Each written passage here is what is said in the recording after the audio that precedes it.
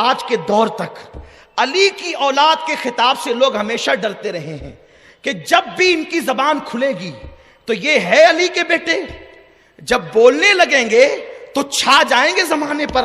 اسی لیے دمشق کے منبر پر بھی امام زین العابدین نے جب خطبہ شروع کیا، پہلے تو یزید نے ان کو تقریر کی اجازت نہیں دی، اور اگر بادل ناخواستہ پبلک کے اصرار پر اجازت دی، امام زین العابدین نے 2 حدیثیں اپنے نانا کی کیا پڑھی، اس لیے کہ جو علی و فاطمہ کی اولاد ہیں دنیا کے سارے خطیبوں کو ایک طرف کھڑا کر دیں، اور جو فاطمہ وہ علی کا سچا اصلی خون ہے، ان کے پاس صحیفہ فاطمہ کا علم ہوتا ہے، جہاں تک لوگوں کی نظریں نہیں جاتی وہاں ان کے دل کا کنیکشن جاتا ہے۔ اس لیے دنیا میں وہ موتی جو کوئی نہیں لا سکتا وہ علی جو فاطمہ کی اولاد لاتی ہے۔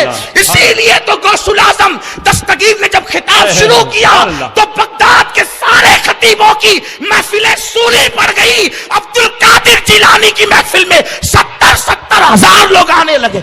لوگ پاگل ہیں، تقریر کا موقع دیں گے، انہیں پتا ہے کہ جس دن موقع مل گیا ہماری محفلیں سولی پڑ جائے گی، کیونکہ علی کی اولاد جب بولے گی، علی کا گھر بھی کیا گھر ہے کہ اس گھر کا ہر ایک بچہ جہاں پیدا ہوا شیر خدا معلوم ہوتا۔ نعرہ تکبیر، نعرہ رسالت، خاندان اہل بیت، نعرہ تکبیر، نعرہ رسالت، حضرت مولانا سید امین القادری صاحب قبلہ۔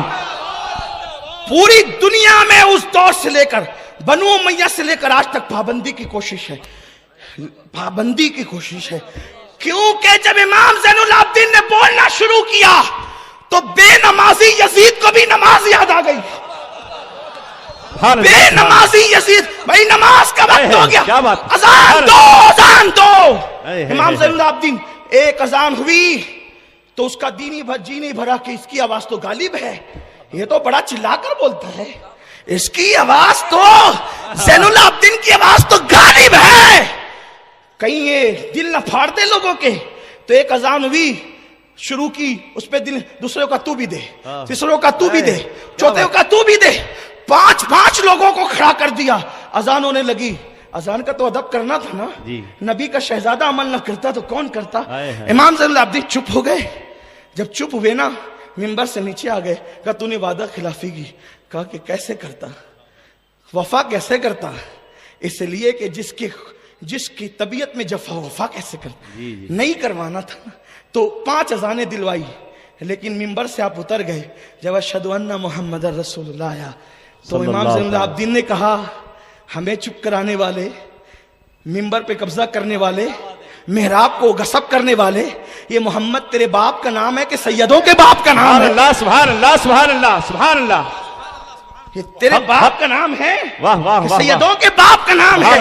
ارے تم پابندیاں لگا کر بھی مجبور ہو کہ سیدوں کے نانا کا نام جب تک اذان میں نہ آئے تمہاری اذان مکمل نہیں ہوتی، اور جب تک نماز میں آل محمد پہ درود نہ پڑے تمہاری نماز مکمل نہیں۔ سبحان اللہ، سبحان اللہ، سبحان اللہ، حق ہے، سبحان اللہ۔ قاضی تبرک نے کہا آپ کو خطاب کرنے نہیں دوں گا، تو حضرت نے فرمایا کہ ٹھیک ہے مرضی تیری، لیکن بیٹھتے بیٹھتے آپ نے 2 جملے کہہ دیے، اور ان 2 جملوں کا اثر یہ ہوا صابر پاک کا۔ اٹھا کے تاریخ دیکھیں آپ یہ نہیں سمجھے میں ہوا میں گرے لگا رہا ہوں، میری عادت ہی نہیں ہے یہ، آپ اٹھا کر تاریخ دیکھیں 2 جملے کیا کہے ہیں، پوری مسجد کی آنکھوں میں آنسو آ گئے۔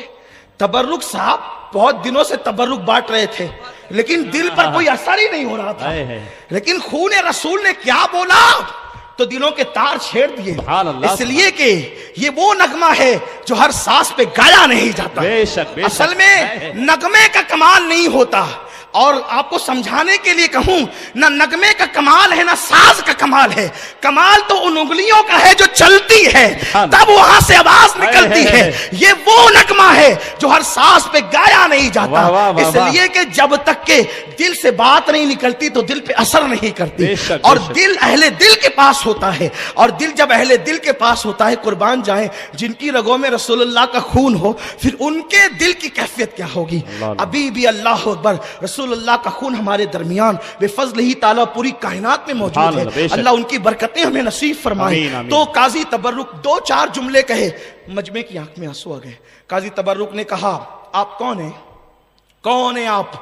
آپ نے فرمایا میں علی کا بیٹا ہوں۔ آپ نے عبد القادر جیلانی کا نام سنا، ان کا بیٹا عبد الوہاب جیلانی، ان کا بیٹا عبد الرحیم عبد السلام جیلانی، ان کا بیٹا علی احمد جیلانی ہوں میں۔ سبحان اللہ۔ مجھے صابر کہتے ہیں میرے ماموں، میرے پیر۔ سبحان وہ اللہ۔ کہا ہم آپ کو نہیں جانتے، آپ کون ہیں؟ ہم آپ کو نہیں جانتے، آپ جائیے اپنا کام کیجیے، ہمیں اپنا کام کرنے۔ فرمایا کہ میرے پیر نے بھیجا ہے، اور یہ جو تو نے ڈکٹیٹرشپ کا قانون شروع کیا نا، یہ ختم کرنے آیا ہوں، ختم کر دوں گا، اس لیے کہ